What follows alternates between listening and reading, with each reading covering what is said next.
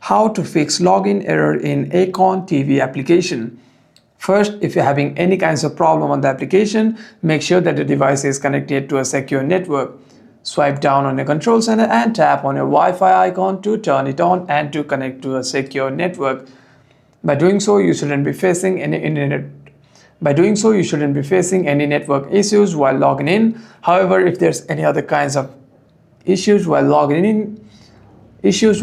in, you can simply go to your settings, scroll down and click on General, tap on iPhone storage, and you want to scroll down until you see the application called Acorn TV over here.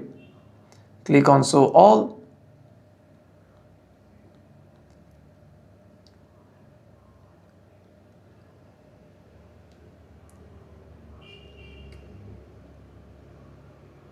And there you have it. The Acorn TV application. Tap on its icon and click on Offload App.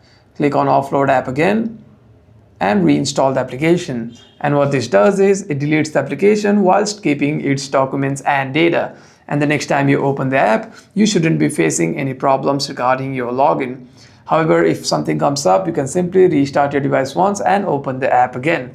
Hope this video was helpful, and if you have any further issues, make sure to leave a comment down below.